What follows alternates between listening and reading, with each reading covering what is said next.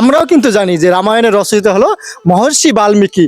দাদার উত্তরটি একদম সঠিক হয়েছে, এজন্য উনি পেয়ে গেল আমার কাছে 200 টাকার একটি নোট উপহার। প্লিজ দাদা। প্রিয় দর্শক, আজকে এক দাদা আমার সাথে দেখা করতে এসেছেন অনেক দূর থেকে, এবং তিনি চাচ্ছেন যে তাকেও আমি কয়েকটি প্রশ্ন করি এবং পুরস্কার দেই। এই জন্য দাদার সাথে আজকে ভিডিওটি করা।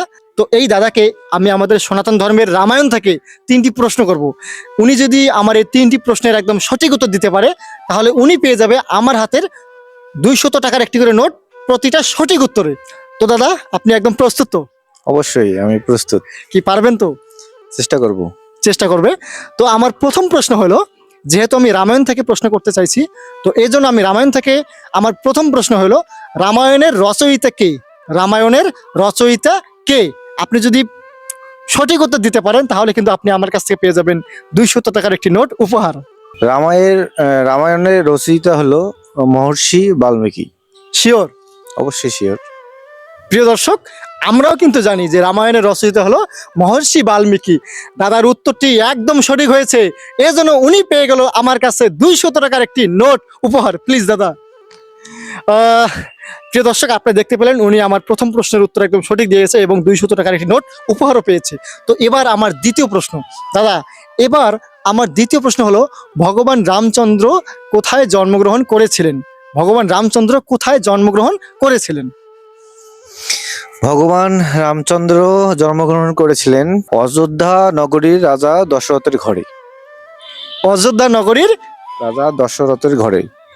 প্রিয় দর্শক, দাদার দ্বিতীয় উত্তরটি একদম সঠিক হয়েছে, এজন্য উনি পেয়ে গেল আবারও 200 টাকার নোট উপহার। প্লিজ দাদা। আপনারা দেখতে পাচ্ছেন যে ইতিমধ্যে উনি আমার 2টি প্রশ্নের উত্তর একদম সঠিক দিয়েছে এবং 2 400 টাকা উপহার জিতিয়ে নিয়েছে। তো এবার আমার লাস্ট প্রশ্ন। দাদা, এবার আমার লাস্ট প্রশ্ন। কি আপনি একদম প্রস্তুত তো? রেডি আমি। পারবেন তো?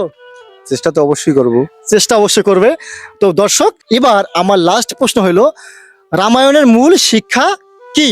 রামায়ণের মূল শিক্ষা কি? যদি বলতে পারেন, তাহলে আপনি কিন্তু পেয়ে যাবেন আমার হাতের শেষ নোটটি পুরস্কার।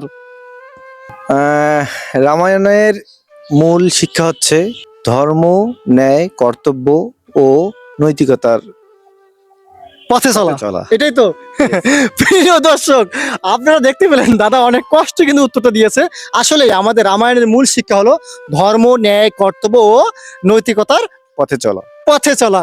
প্রিয় দর্শক, দাদার এই শেষ উত্তরটি একদম সঠিক হয়েছে, এই জন্য উনি পেয়ে গেল আমার হাতের শেষ নোটটিও। প্লিজ দাদা। প্রিয় দর্শক, আপনারা দেখতে পেলেন দাদা আমার 3টি প্রশ্নের একদম সঠিক উত্তর দিয়ে 3 × 2 = 600 টাকা উপহার পেয়েছে।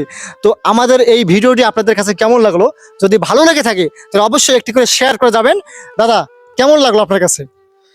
মূলত হচ্ছে কি, ধর্ম বিষয়ে যদি কেউ মানে প্রশ্ন করে, জি, তবে ভালোই লাগে। কারণ আমরা এখনকার জেনারেশন এমন এক জেনারেশন যে আমরা আসলে ধর্ম বিষয় নিয়ে অতটা ঘাটাঘাটি করি না। আপনি কি চান যে আমি আমার এই সনাতন ধর্মের এইরকম ভিডিওগুলো প্রতিনিয়ত দেই? অবশ্যই এটা কন্টিনিউ, এবং আমাদের আগামী প্রজন্মকে অবশ্যই ধর্মের উপর, মানে মূল ভিত্তি যেটা আমাদের ধর্মের উপর, এভাবেই প্রচার করতে হবে। এভাবেই প্রচার করতে হবে। প্রিয় দর্শক, আজকের ভিডিওটি এই পর্যন্তই। আপনাদের কেমন লাগলো জানি ভালো লেগেছে। যদি ভালো লেগে থাকে, একটি করে শেয়ার করে যাবেন।